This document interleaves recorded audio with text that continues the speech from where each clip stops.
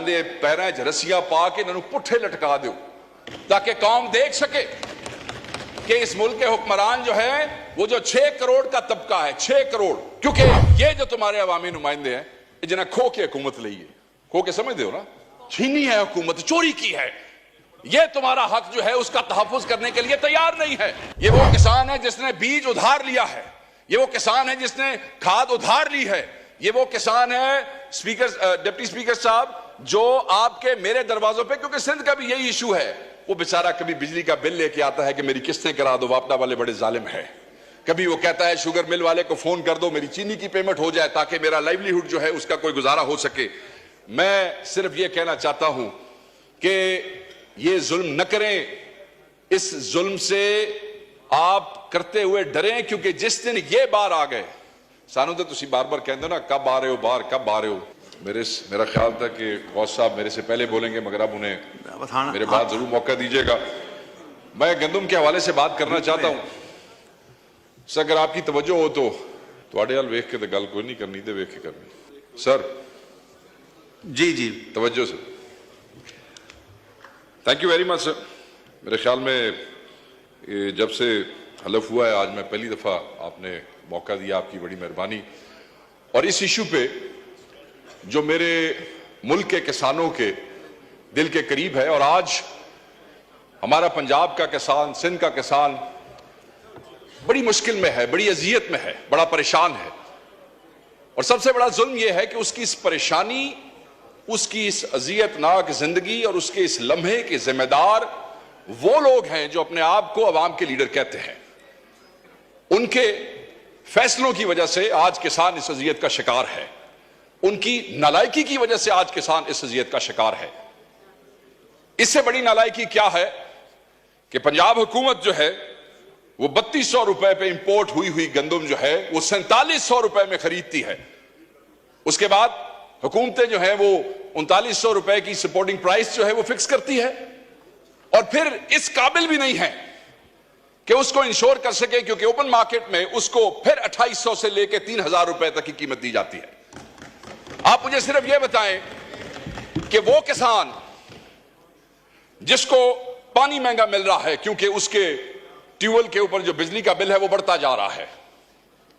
बिजली का बिल बढ़ता जा रहा है, वो अफोर्ड नहीं कर सकता है, उसे बीज जो है वो उधार उठाना पड़ता है, उसके पास पैसे नहीं है, उसके पास डीएपी खरीदने के पैसे नहीं है, 14,500 से 15,000 रुपए तक वो भी ब्लैक में लेनी पड़ती है, उसके पास यूरिया के पैसे नहीं है, यूरिया भी 10,000 रुपए में मिल रहा है। बिजली महंगी, फ्यूल महंगा, यूरिया महंगा, डीएपी महंगा, और उसके बाद हम ये समझते हैं कि क्योंकि हम सपोर्टिंग प्राइस 3900 रुपए रख देंगे और किसान जो है वो खुशहाल हो जाएगा और पैसे कमाएगा। जो उसकी लागत है किसान की उस गंदम के ऊपर, वो उस लागत से भी 47% कम की आपने सपोर्टिंग प्राइस भी रखी, आप ये देख लें यहां पे। और जो आगे तकसीम पंजाब के अंदर हो रही है वो एकड़ पे 6 बोरियां हैं, और 6 एकड़ से ऊपर की इजाजत नहीं है। 36 बोरियां, यानी कि 6 एकड़ से आगे 36 बोरियों से आगे हिसाब किताब नहीं है, और उसका भी कोई खाता कोई नहीं चल रहा है। मुझे तकलीफ इस बात की है कि इस ऐवान में बैठे हुए ज्यादातर लोग जिम्मेदार हैं, ज्यादातर लोग काश्तकार हैं, कोई छोटा है, कोई बड़ा जिम्मेदार है, और अगर खुद जिम्मेदार नहीं है तो जिम्मेदारों के वोटों से इलेक्ट होकर यहां पे आए बैठे हैं। मगर आपने जैसे कहा कि एक पार्टी की तरफ से आपने उनको जोश दिलाया कि भाई बोलो, तुसी भी बोलो, तुहाडा भी सूबा है, तुहाडी हुकूमत है, तुसा भी गल करो, आपको बताना पड़ा है, दिल नहीं करता है। ऑब्वियसली जब अवाम के और किसान की गर्दन के ऊपर छुरी फेरोगे तो कैसे डिफेंड करोगे अपनी हुकूमत को? जब किसान को हलाल करोगे तो किस मुंह से डिफेंड करोगे अपनी हुकूमत को? इसलिए तकलीफ होती है। और 70 लाख टन सेलेबल गंदम पड़ी है पंजाब में, अभी मियां साहब ने कंफर्म किया, और उसमें से कहते हैं कि पास्को और जो सूबाई हुकूमत है वो कहती है जी सिर्फ 20 लाख खरीदनी है। मैनू ये दसो सर, ते बाकी 50 लाख अग ला छड़िए, बाकी 50 को क्या करें? आग लगा दें या चूहों को खिला दें या फिर वो फीड वालों को बेच दें। सुना है वो भी गंदम शंदम लेते हैं आगे मुर्गियों की दवाइयां बनाने के लिए, उनको बेच देते हैं, या फिर किसानों को कहते हैं कि तुसी अपने आप नु आग ला लो। क्योंकि ये जो तुम्हारे अवामी नुमाइंदे हैं जना खो के हुकूमत ली है, खो के समझते हो ना, छीनी है हुकूमत, चोरी की है, यह तुम्हारा हक जो है उसका तहफ्फुज करने के लिए तैयार नहीं है। सो मैं ये समझता हूं कि वो सेक्टर जो फिस्कल ईयर में 2020 और 21 में पाकिस्तान की जीडीपी में जिसका 22.7% हिस्सा था, 2020-21 में जो पाकिस्तान की लेबर फोर्स का 37.8% था, आज उसकी जीडीपी में भी हिस्सा ज्यादा है, आज उसका लेबर फोर्स में भी हिस्सा ज्यादा है। और उसी सेक्टर को डिफेंड करने के लिए, एक्चुअली डिफेंड भी थोड़ा ज्यादा हो जाएगा, उसको जिंदा रखने के लिए, उनको जो है उनकी रूह उनके अंदर रखने के लिए हम जो है वो बेबस है। ऑब्वियसली हमारे भाई वहां से कोई जवाब भी देंगे, सरकारी जवाब आएगा, ऐसे हुआ वैसे हुआ, हमारे पे भी कोई गुलफशानी करेंगे, ठीक है, मगर इससे क्या किसान की जिंदगी जो है वो आसान हो जाएगी? नहीं, आसान नहीं होगी। फिर जुल्म आप देखें सर, भाई बम्पर क्रॉप है, ऑलरेडी आपके कॉफर्स जो है वो भरे पड़े हैं गंदम से, ठीक है जी, और आप इंपोर्ट कर रहे हैं। हम तो सिर्फ अपने भाइयों से ये पूछना चाहेंगे कि उस हकीम लुकमान का नाम बता दीजिए या उस आइंस्टाइन का नाम बता दीजिए जिसने कहा कि बम्पर क्रॉप भी पई जे बट कोई अपना भी सोच लीजिए, कुछ मंगवा लें वहां से, और वो मंगवा लिया। मंगवाने के बाद वही मैंने बात की कि 3200 और फिर हुकूमत ने वही 3200, अब जब पता लगेगा ना 3200 पे इंपोर्ट किसने की है, ये भी एक नई कहानी होगी, क्योंकि उस 3200 वाले से फिर 4700 पे आपने खरीदी क्यों? सो मैं ये बार बार नुक्ता इसलिए कह रहा हूं कि जनाब ये अवाम को, किसान को, ये वो किसान है जिसको पंजाब की कई शुगर मिलों ने अभी पिछले साल की गन्ने की पेमेंट नहीं की है। ये वो किसान है जिसने बीज उधार लिया है, ये वो किसान है जिसने खाद उधार ली है, ये वो किसान है स्पीकर, डिप्टी स्पीकर साहब, जो आपके मेरे दरवाजों पे, क्योंकि सिंध का भी यही इशू है, वो बेचारा कभी बिजली का बिल लेके आता है कि मेरी किस्तें करा दो, वापडा वाले बड़े जालिम है, कभी वो कहता है शुगर मिल वाले को फोन कर दो मेरी चीनी की पेमेंट हो जाए ताकि मेरा लाइवलीहुड जो है उसका कोई गुजारा हो सके। मैं सिर्फ ये कहना चाहता हूं कि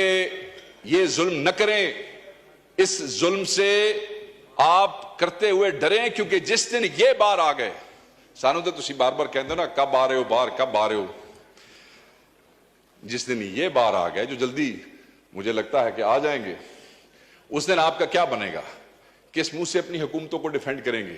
किस मुंह से अपने हलकों में जाएंगे? किस मुंह से अपने हलकों में फातिहा और जनाजे अटेंड करेंगे? ये किसान है, इसका तवक्कल अल्लाह की जात पे सबसे ज्यादा है। बीज फेंकता है, उसके बाद पानी लगाता है, फिर रब पे छोड़ देता है कि बारिश होगी, मौसम गर्म होगा, मौसम सर्द होगा। जैसे बारिश बेमौसमी हो जाए तो उसके दिल पे छुरियां चलने लग जाती हैं कि खुदा ना खास्ता अब अगर ये गंदम का दाना यहां पे गिर गया तो मेरे बच्चों का क्या होगा। वो रब पे तवक्कल करता है, और जब उसके बाद कटाई हो जाती है, वो बेचने के लिए जाता है, तो वो बेशरम और बेगैरत जो दरमियान वाले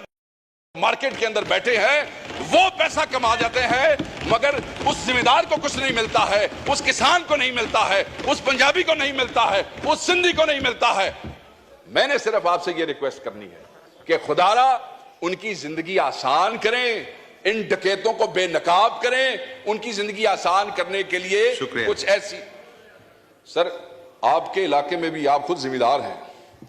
और मैं समझता हूं कि आप इस दर्द को मुझसे ज्यादा समझते हैं, क्योंकि आप तो खुद कल्टीवेशन करते हैं और बड़ी जबरदस्त काश्तकारी करते हैं। मैं ये समझता हूं कि वो डाकू जिन्होंने गंदम इंपोर्ट की है, वो डाकू जो किसान के गर्दन पे छुरी फेर रहे हैं, उनको इस्लामाबाद में ये जो बार ऐवान में ये जो आपका कॉन्स्टिट्यूशन एवेन्यू है, इन्होंने पैरों च रस्सियां पा के इन्होंने पुट्ठे लटका दो ताकि कौम देख सके कि इस मुल्क के हुक्मरान जो है वो जो 6 करोड़ का तबका है, 6 करोड़, वो जिसको हम कह रहे हैं कि तुम लोग 50 लाख जो है उसको आग लगा दो या चूहों को खिला दो, वो कम से कम ये तो कह सके कि आप जो इन ऐवानों में बैठे हैं आप इनके लिए लेजिस्लेशन करें। शायद आप इनके लिए सोचते हैं, शायद वो आपको दुआ दे दें, शायद उनके बच्चे आपको दुआ दे दें, मगर अगर न करेंगे और वो सड़कों के ऊपर आ गए आपसे कंट्रोल नहीं हो सकेगा, वो बद्दुआ आपको देंगे। आगे ही बहुत सी बद्दुआएं आपको मिल रही हैं। इस हुकूमत को मैंडेट चोरी करने की बद्दुआ मिल रही है, गरीबों को जेलों में रखने की नाहक बद्दुआएं मिल रही हैं, औरतों और बच्चों को जेलों में रखने की बद्दुआएं मिल रही है। थैंक यू वकार साहब, थैंक यू। माइक खोले वकार साहब। बद्दुआ तो दे दी, मैं तो अगली बात कर रहा हूं। मैं तो सिर्फ यह कह रहा हूं कि सर उन गरीब किसानों का कुछ करे,